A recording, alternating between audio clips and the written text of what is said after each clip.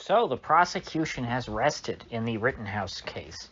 I have stopped the stream there. I've not watched any of the defense's case yet, but I wanted to take a moment and comment on how the prosecution has not been able to recover since the disaster yesterday that was the testimony of Gage Grosskreutz. You know, we kind of knew ahead of time that Gage was going to be their big witness, and that there was, after he was a dud, after he imploded and pretty much testified that Kyle was justified in shooting both him and Anthony Huber, it was going to be tough for the prosecution to come back from that in their case. And, you know, they relied today, really all they had going for them were some cheap tricks, where they, decided to put up on the board pictures of the deceased's body and talk about, the wounds and how where they were shot and the timing of it. And the point of this was so that they could show dead bodies and this dead guy lying on a table, and so that the jury could connect it with, oh, this is the person that the guy in front of me, Kyle Rittenhouse, killed. And it humanizes the victims. And it makes people realize that, oh, a real person, two real people are dead because of this person in front of me, or, so the prosecution would like them to believe. But unfortunately, on cross-examination, the defense got the medical examiner to basically, well, no, not basically. He outright said that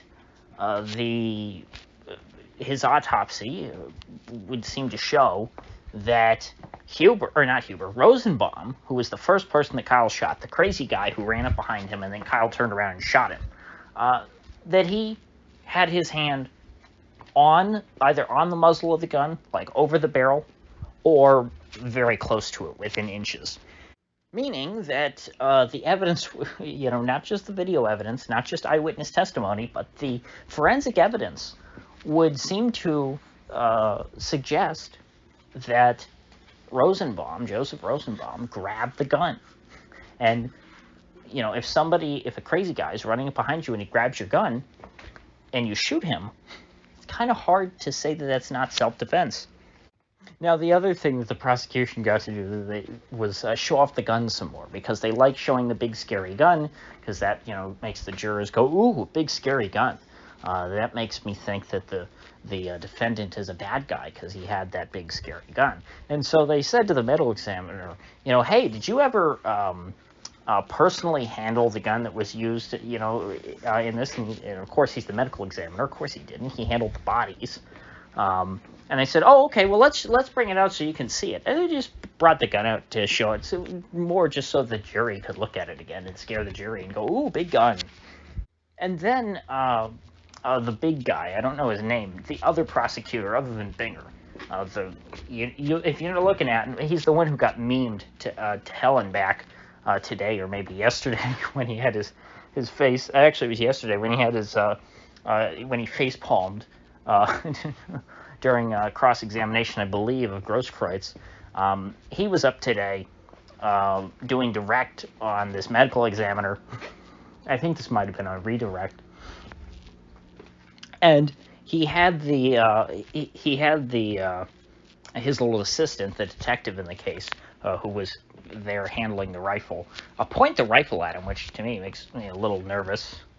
Even if I guess it's for the point of demonstration for the jury, but still a little unsettling to see a detective pointing a rifle at somebody in a courtroom. And he was trying to simulate or demonstrate where Rosenbaum was at the time that he was shot by Rittenhouse, how close he was. And he was trying to make the point that, well, your analysis, Mr. Medical Examiner, shows that Rosenbaum could have been as far away as 4 feet from the muzzle of the gun. And I think the prosecutor's point was that, the gun has a pretty long barrel, about 16 inches, and 4 feet from the end of that barrel is actually a good bit further away from Kyle's body than the jury might think in their head. And so he just wanted to show, in the room what it looked like to be 4 feet away from the end of that barrel. And the judge called him out for being too far away from the barrel. Because he said, because he did it, and he stepped far back from the barrel, and he said, yeah, I'm about 4 feet away from the end of that barrel, and he was supposed to make the point, oh, look how far away I am from the guy holding the gun. And the judge called him out, and he said, yeah, no, you seem to be a bit further than 4 feet away to me. And so, you don't want things like that to happen. If you have at all an impartial jury, a jury who is not completely filled with shills. Because when the judge calls you out for BS like that, it just doesn't look good. So I believe the medical examiner was their last witness. If there was somebody after that, they didn't go for very long, and nothing important happened. But either way, again, almost every single one of the witnesses brought by the prosecution ended up, well, at least in the time that I was watching. I shouldn't say that. I didn't start watching until last Thursday during Bolch's testimony, and that did not go well for the prosecution. That's when I got hooked, because I'm like, oh my gosh, why would they bring this guy to testify and not go over anything with him? I mean, because he's making them look like a fool. And here we are. Ever since then, it's been downhill. And from what I understand, I guess the first couple of days were going well for the prosecution. They had jury selection, I think, on Monday, and then the regular trial Tuesday and Wednesday apparently went well for the prosecution, opening statements and all that. And it was positively received. And Thursday, ever since, it's been a train wreck. It's very entertaining. So it'll be very interesting to see what sort of a fight the defense is able to put up, what sort of a case they're able to make, whether or not the prosecution is going to do better at cross than they did at direct. Maybe when they're just trying to pick apart the defense witnesses, they'll, perform comparatively better. But I think at a certain point, when the facts really aren't on your side, there's only so much you can do. And at the end of the day, they're going to just have to rely on the bias of the jury, as a lot of people have been saying. I mean, if you look at this with any sort of objective lens, it's not ambiguous. It's pretty easy to see the self-defense case here. It's very hard to see the mass murderer case here. Becomes much harder to distort someone's actions when everything is on video. And so the prosecution is just going to have to hope that the emotions of the jury will take over, and they will say, you know what, I don't care what the law says.